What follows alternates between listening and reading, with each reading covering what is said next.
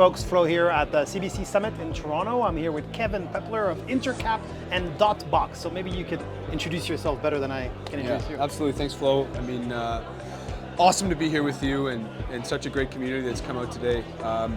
We're Intercap. We're a small VC based out of Toronto, just up in Yorkville, so not too far from here at the beautiful Osler office. Intercap has been around for about 10 years doing investing in multiple verticals, primarily seed and pre-seed, a lot of SaaS, med tech, health tech, auto tech. We kind of have a very wide array of founders and businesses that we invest in. And Dotbox is one of our portfolio companies that we're actually incubating in-house. So it's a Web3 domain business that is still pre-launch, which has been exciting to work with you on some of our pre-launch planning and your team at BlockFlow. But we are essentially, a Web3 domain that is also operable on Web 2. So it's a pretty unique product, and Dotbox is essentially going to be, a way to have decentralized ID and essentially a profile on the Web3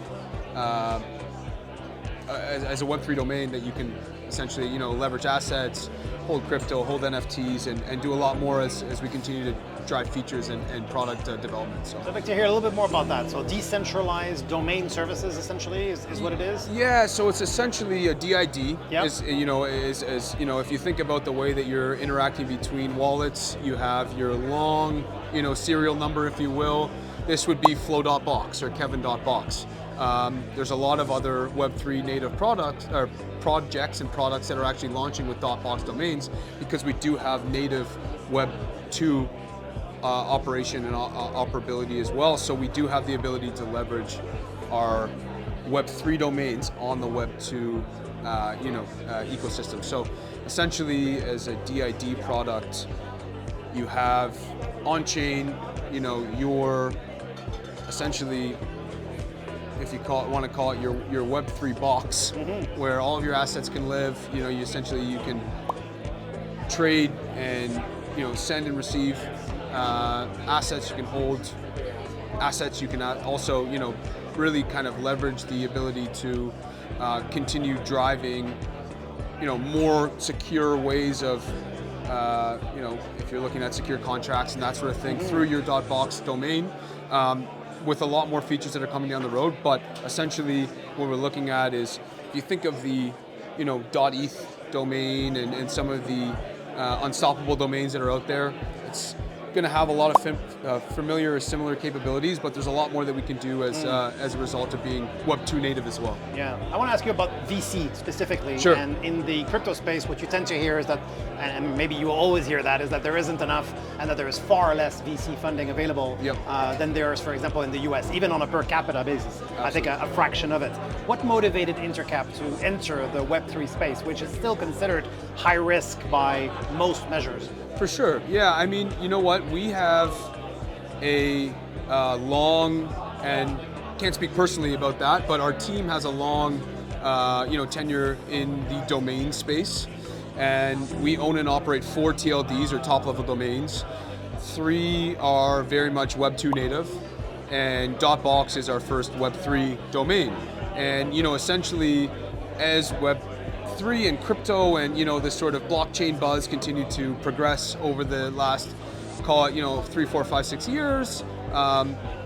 Prior to developing the ideation behind .box, we thought that there was a good opportunity to take one of our TLD assets and look at the Web3 space as an entryway into uncovering some new opportunities. So that was sort of the idea for .box as we continue to progress. What could be a opportunity with the Web3 domain. And as we've continued to uncover different capabilities, work with different partners, invest in our first, portfolio company, 3DNS, which is a great partner of ours. We've really seen that there's just so much more that we can do in this space. So looking at, uncovering new ways to partner with, fund, and work with other, blockchain and Web3 companies as we continue to grow. So I think, in 2024 and beyond, there will be, funding that we set aside for Web3 specific products and partners. Love to hear it, of course, Yeah. and the audience, I'm sure, will be happy to hear that as well.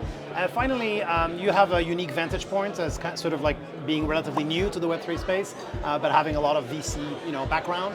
How do you look at the Web3 space as we near 2024? What do you think is on the horizon? What excites you, and maybe what concerns you? Yeah, I mean, hey, you know what? I would have to say that I'm still very much a learner in this space, right? And I think my team is as well, which is exciting. We always come to our meetings with new info, new excitement. There's so much that's going on that is, I would say, relatively uncharted territory, right? So we are continuing to look at not only the ability to leverage decentralization, the ability to have your assets that are fully owned and monetized by yourself, for example, or on a blockchain that you're completely operating. We also see the ability for really new users and new I guess communities to start leveraging blockchain and Web3 in a more strategic way. I think that's what really excites us as well. We kind of look at Dotbox as a staged approach with regards to how we want to launch it. We have a great community already and some partners that have helped us, along with yourself, to get our sort of name in the, our name in the hat, if you will, or, to start get some early buzz.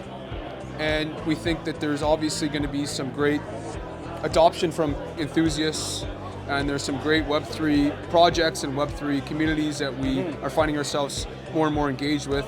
But it's like moving into 2024 and beyond, how do we get,